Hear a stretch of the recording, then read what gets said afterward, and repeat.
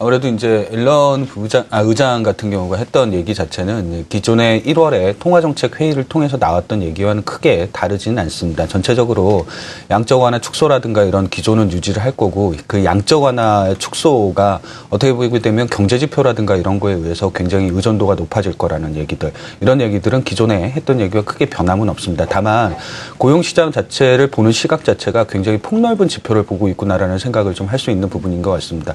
고용시장 자체에 아직 회복세가 뚜렷하지 않고, 그리고 고용시장의 회복세가 뚜렷해지고 그 징후 자체가 굉장히 이제 실업률의 하락 이런 것뿐만 아니라 다양한 장기 실업률이라든가 이런 지표들을 참고를 하면서 보겠다는 얘기를 하게 되면서 전체적으로 기준금리 인상에 대해서는 여전히 조금 굉장히 좀 뒤로 늦춰져야 된다는 입장 자체를 취하고 있어서 이런 부분들이 좀 긍정적으로 시장 자체에는 좀 작용을 했지 않나라고 생각을 하고 있습니다. 네, 테이퍼링에 대해서는 말씀하신 것처럼 기존의 스탠스를 계속해서 유지를 하면서 축소를 해나가겠다라는 의지인데, 고용지표 상당히 중요하지 않습니까? 기존에도 고용지표를 우리가 중요하게 봤는데 보다 폭넓게 볼 것이다라는 점을 시사했다라고 말씀해 주셨어요. 그렇다면 지표의 어떤 부분을 앞으로 우리가 주목해서 봐야 되는 건가요? 아무래도 이제 실업률이 가장 어떻게 보게 되면 중요한 지표이기는 합니다. 근데 네. 다만 최근에 실업률 자체가 6.6%까지 미국 실업률이 좀 떨어지는 바람에 혹시 기준금리 인상을 좀 빠르게 하지 않을까라는 생각을 했었는데, 실제적으로 보게 되면 6개월 이상의 장기 실업률이라든가 이런 부분들도 굉장히 중요시하게 볼 거고, 그리고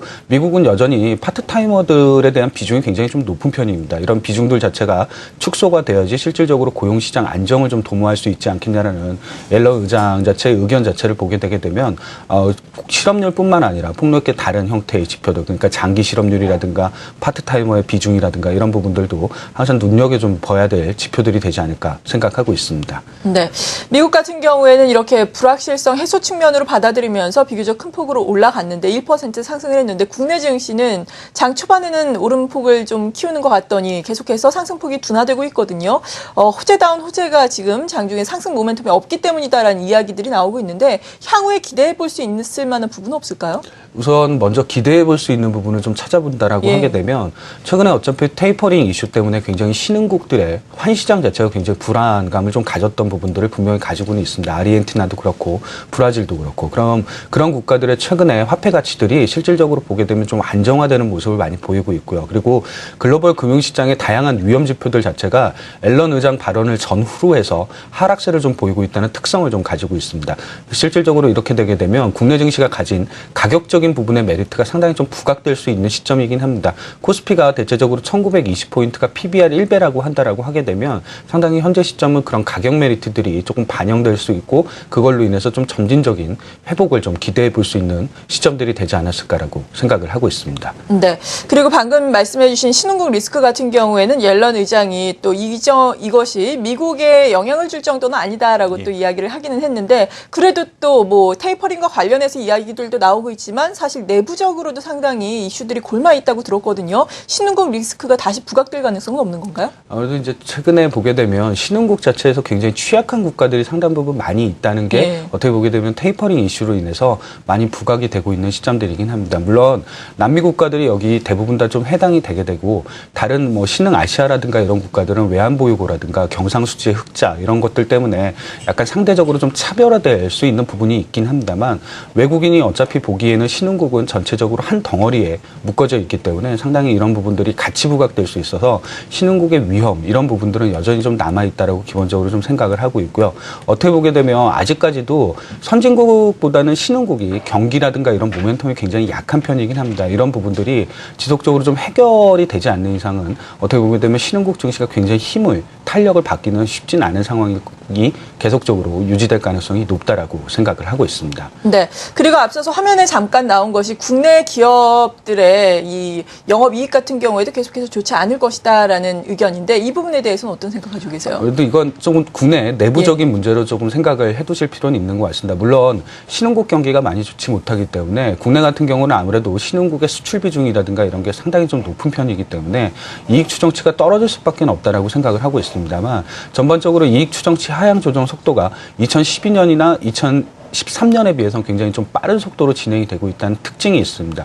이익 추정치 하향 조정이 좀 마무리돼야지 실질적으로 국내 기업들의 이익 사이클이라든가 이런 회복에 기대가 좀 생길 수 있는 부분이다라고 생각을 하고 있고, 전통적으로 보게 되면 이익 추정치 하향 조정은 그럼 언제쯤 마무리될까? 기본적으로 생각을 해보게 되면 실적 발표가 거의 마무리되는 시점에서 이익 추정치 하향 조정 속도가 좀 둔화되거나 다소 평탄하게 움직이는 경우가 많이 있었던 부분들이 있습니다. 즉 2월 말이나 3월 초쯤이 돼야지 결과적으로 이 부분에 좀 완화 가능성이 있지 않을까라고 생각을 하는 게 기간적으로 접근하는 바람직한 전략이 될 수 있지 않을까 생각하고 있습니다. 네. 그렇다면 시장에서 말씀하신 것을 종합해 보자면 아주 강력한 상승 모멘텀은 없지만 그래도 긍정적으로 볼 수 있는 변수도 있고 또 부정적인 볼 수 있는 변수도 있다라고 우리가 종합을 해볼 수 있을 텐데, 이에 따라서 지수는 어떻게 움직일 것으로 예상하세요? 우선 지수 자체가 강하게 상승 탄력 갖기는 쉽지는 않을 네. 것 같습니다. 근본적으로 펀더멘탈에 관련된 문제들이 여전히 남아있기 때문에, 즉 신흥국 경기에 대한 불안, 그리고 국내 기업들의 이익 추정치 하향 조정, 이런 부분들이 남아있어서